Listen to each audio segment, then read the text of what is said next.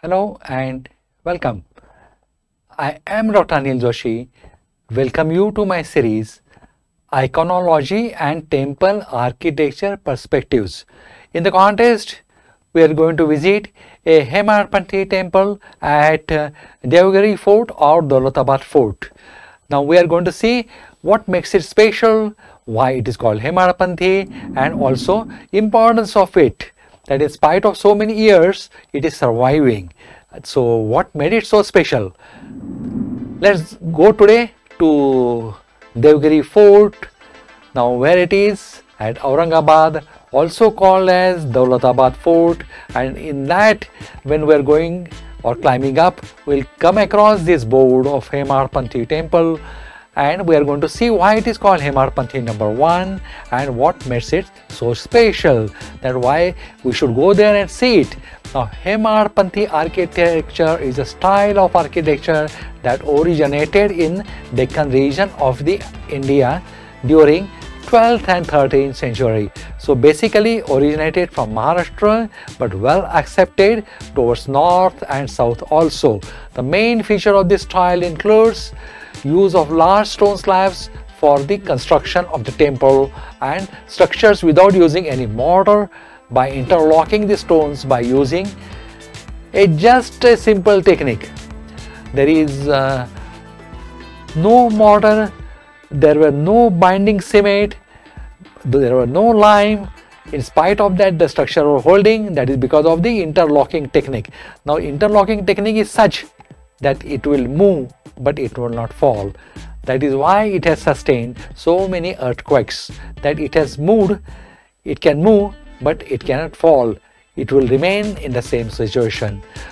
So that is the speciality of Devgiri, or that is the speciality of Hemadpanthi architecture, originated from Maharashtra. We are going to see where are these temples also. Now decorative element carved into the stones such as figures of deities and geometrical patterns, you can see, you can appreciate over here. Now use of large elaborated entrance often adorns the intricate carvings. The use of distinct style of shikhara, that is tower, above the sanctum, which is curvilinear in shape and covered with intricate carvings. Now this can differ. In Hemadpanthi is a style of constructing a temple rather than it is a name given to any specific temple. So using this technique, that is using of interlocking, and in a way these walls were made and in a way the roof was made, the name become more popular. Actually, if we go into the detail, Hemadpant was a amatya in the Sultanate of Bahmanis, and he has developed. Some people feels that not that he has developed, but at his era this technique was developed. So in either way the name remains there. The use of mandapas, halls, and pillared galleries, which are also adorned with the decorative carvings. The outer wall of the Hemadpanthi temples are built in a star shape. Now where we get star shaped base is in Hoysala. So that is a speciality of Hoysala. See, lot of techniques are migrated from one place to another. From Maharashtra it has migrated to Karnataka. Lot of technologies or lot of architectural patterns has come from Karnataka to Maharashtra. In all they have created a rich heritage of India. Now as far as a cave cut temple to the standing alone, that is stand alone temples are concerned, we can see it excellently in Badami. Badami you can give a cave cut also, that is the caves, and also a stand alone, that is the structured engineering used in the construction of temple in Bhutanatha temple. So that is a place from where it started and it's migrated on either sides.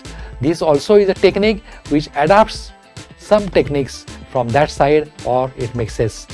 So star shaped base, Hoysala, elevated platforms, the nagaras, flat on the earth are many Dravidians, but ultimately they also started using the platform, that is Pitha, and they developed their temples over that. Now the star-shaped plan, the outer wall of the temple has a zigzag design. Now how to make a circle, how to make a square into star or zigzag is one of the things which I explained in our lecture, that is on temple architecture. In that we have shown how a circle is made, a circle designed first, and then it becomes a star shape, either with 8 corners or with 16 corners. Excellent examples you will find are the Hoysala temples at Bellur and Harebiddu. The results in these all results into a structure which cannot collapse. It will move with the earthquakes, but it will not fall down. So that is the best part of this designing. The important characteristic of Hemadpanthi temple is the masonry. There are multiple small shrines within the temple complex dedicated to various deities and are considered to be some of the finest example of Indian art.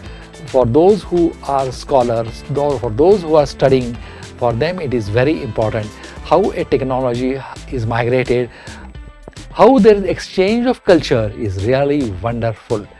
Now examples of Hemadpanthi architecture which its glory is seen at, first we'll see outside Maharashtra is Mahadeva temple in Aihole. We have covered it, you must see our video on it. Then Jaina Narayan temple at Patarkal, this also temple we have different videos on these two. Then Ladkhal temple by itself, how a village council hall gets converted into temple is excellently demonstrated in Ladkhal temple. This is all in the evolution of temples. The Patarkal were called as the laboratory where the experimentation were taking place, and from there the technology started spreading. Right from the 6th to the 8th or 9th and 10th century they started migrating, and then it was the era of intermixing to make the gigantic structures. Earlier they had some limitation as far as the weight of the Vimana is concerned, Shikhara is concerned, but how they conquered it, how they developed the Shikhara in different way is taught by a Vijayanagara, where we see bricks used to make Shikhara which were comparatively lightweight but less durable, but they can make it gigantic structures with the help of that. Now Mahadeva temple in Aihole, I told you, we have the video, Jainar and we have video. Then almost Ladkhal temple, I really request you to go through it because it gives you all landmarks of a village council hall, a village room or village house, and then into the temple, and then subsequently into the standalone technologies. So that all are there in Ladkhal temple. Now inside Maharashtra you see it in Khandoba Mandir, Beed, then Godavareshwar temple, Sinnar, then Hemadpanthi Mahadev temple, that Sakegaon, Chikholi, Buldhana, then Markanda Mahadev temple at Chamorshi, then Tulza Bhavani at Turzapur, then Bhagwanta temple, Parshi. This we are seeing Hemadpanthi styles of temple in Maharashtra. Furthermore, that is Aundh Naganath temple, then Vithala temple, very famous. And from where the Vithala deity has come? Yes, we have discussed it in our video, is the Hampi Vithala temple. There the deity is missing, and where the deity is gone is in this Pandharpur, where it is constructed in a Hemadpanthi temple, and that is there. It's really a beautiful place, beautiful temple, and piece of art as far as deity is concerned, not to miss it. Then there is also a small temple of Vithala which is as old as main Vithala Mandir in the Isbhavi area of Pandharpur, known as Wakhari Wa Karti Devale. So Wakhari Waka Devale is another place near Pandharpur, is in Hemadpanthi style. Then Palasnatha Mandir, then that is situated in Indapur district, Pune, now partially submerged in backwaters. Then Bhima Shankar Mandir, yes, everybody, most of us have seen it. Then Nagara temple, Gondia, but the style here used is Hemadpanthi. Then Yamai Mandir, Maharung near Akaluz, Narasimha Mandir near Aurangabad, and Mallikarjun temple near Achaler. Then Manakeshwar temple at Jodag, Malegaon district. Now let's come to how really it looks like. Now you are seeing a multiple pillars decorated as we said. Now here what we are seeing, they are square and they are attempted to make it a circular. The best circular pillars, if you want to see, you must see our videos over Hoysala temples. That is either Ballur or Haibindu. They had the technology of lathe cut pillars. How? Beyond imagination. But it is one of the wonderful things which we must know in a development of temple architecture. Now see, you can find your shrines, multiple shrines, not only one. There may be sub shrines also, and all of them makes a single mandapa. But every shrine will have different vimanas or shikaras, what you recall, whether you are North Indian or South Indian. This is in the Central India Hemadpanthi style, so either way it will work. Now you can see here, partially curved, but not really. They got the technology as good as that of the either Aiholi, Badami, or better extent, nowhere near is the Ballur and Haibindu, where they are called as lathe turn, because human cannot do it with the help of primitive tools. Now this is definitely an earlier century temple. Hemadpanthi was around 12th century. What we are talking, Ballur Haibindu is around 14th century and Vijayanagara is around 15th century. This is the development later where they developed a gigantic structure, excellent carvings. That is because of stone availability. They have got soft stone which can be soft when you carve, become hard as you go on. You must see our videos on all these things. Now these are the temple inside. You can see sub shrines. Then this is from outside. What is more important here is what you will find is interlocking. Now Hemadpanthi architecture is known for its elaborative ornated decoration as well as its use of large stone slabs interlocked in such a way that they will move but will not fall, whether there is a earthquake or there are heavy rains. Now what are the learning point in this small temple at Doulatabad fort or Devgiri fort? So what are the points?